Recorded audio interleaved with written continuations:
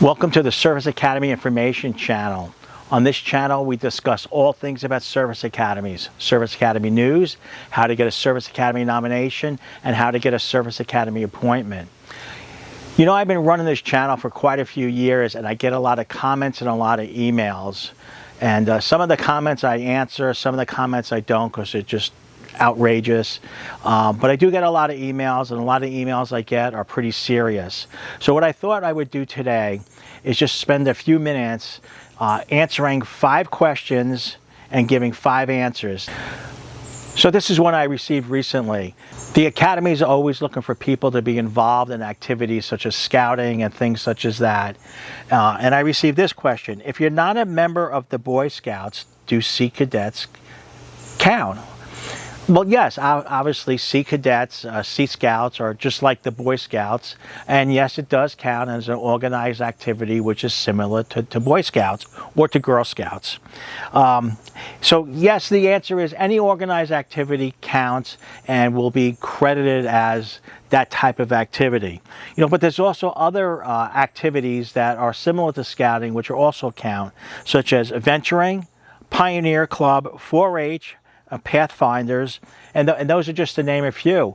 Those are just a few that I came up with here in the United States. One of these activities surprised me as the most participated in activity in the United States, and that was 4-H.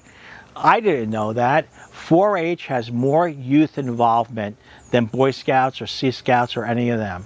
So I live on the East Coast. I live in a metropolitan area outside of New York City.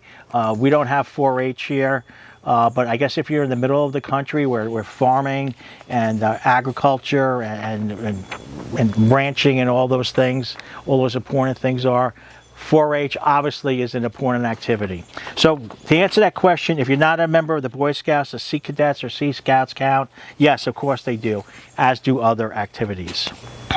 The next question is, and this is a conglomeration of all the type of questions. My children has or had ADHD, asthma, heart murmur, partial hearing loss, etc., etc. Will he be accepted into a service academy? Well, I'm not a medical doctor. I don't profess to be a medical doctor, but I always direct people to do 2 things. Number 1, if you have any questions like this, go to the DoD Medical Evaluation Review Board, DODMERB's site. There's a link down below.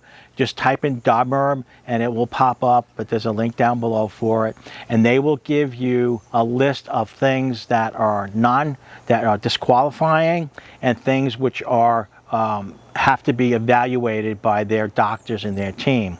One of the things that I also stress highly is that if you have one of these conditions or you think that you might have a problem, you want to get that application for your service academy done ASAP so you can get into the DODMERB system and have it evaluated. So I am not going to answer a medical question. That's what DODMERB is for. But I will tell you that disqualifying things such as transplants, like a kidney transplant, a loss of a limb, severe mental illness, things like that, are automatically disqualifying. So if you have had a transplant, unfortunately you lost a limb, or you have severe mental illness, you probably will not have an opportunity to go to one of the academies. But don't take my word for it. Go to DODMERB. The link is below, and go and research that.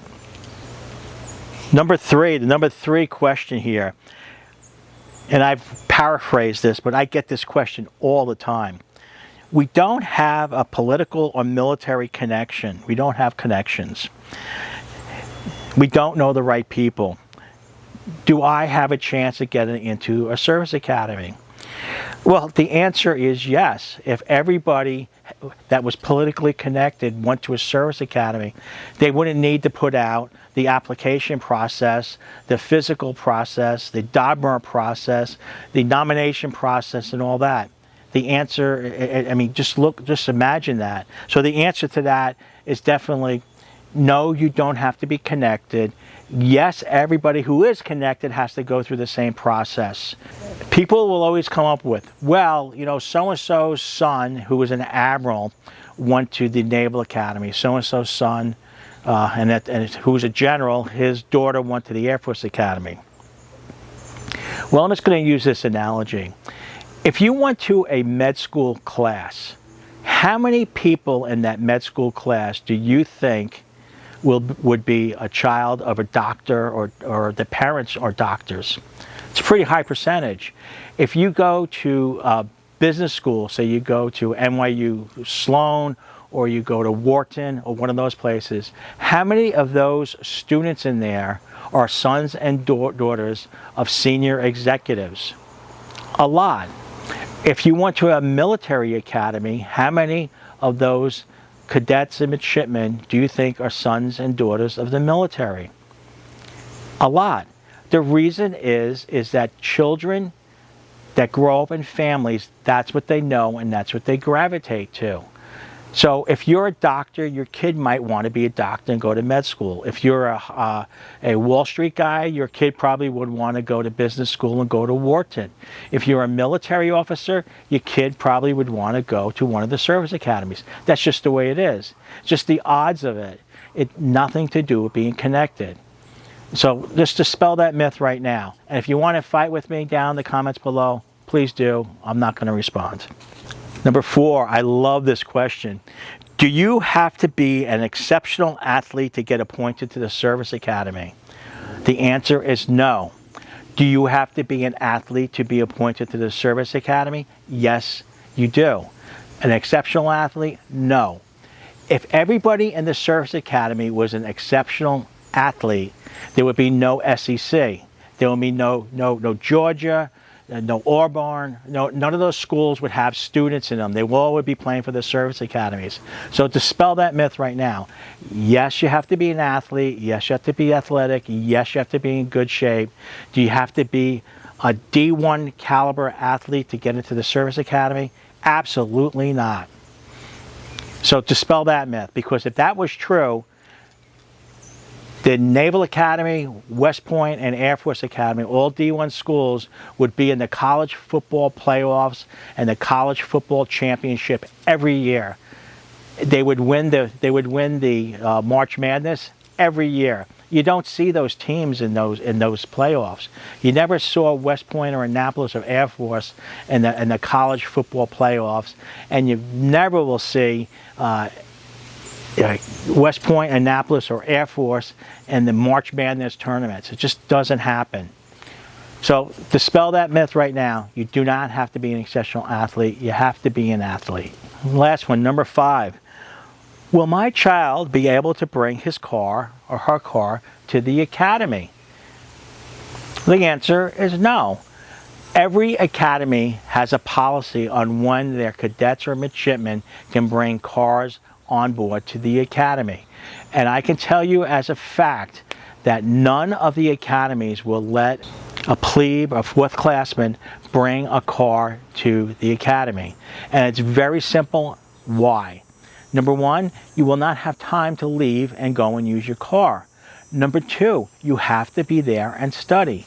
Number 3, there's a ton of regimental stuff that you have to do. So no, you cannot have your car. Can you have a car as an upperclassman? Yes. Some of the schools have policies for second classmen and first classmen. Third classmen are sometimes allowed to have a car, but they have to keep it off campus. I know from a fact that from my kids that went to a service academy, they had cars as seniors, as first classmen, and they did have a car as a second classman, but they parked it off campus. They made an arrangement with somebody to pay for space in a driveway or pay for space in a parking lot. That's just the way it is. So no, you cannot bring a car as a fourth classman to the academy. So I hope you gained something out of these 5 questions, 5 answers. I get these questions a lot, so they're just not really randomly picked. But you know, I see these questions quite frequently. So if you have a question, Put it down below. Maybe I'll do this segment again in a couple of weeks. 5 questions, 5 answers. So if you have any questions, put them below and I'll get to it. So thank you for watching, and I hope you get what you want. Bye now.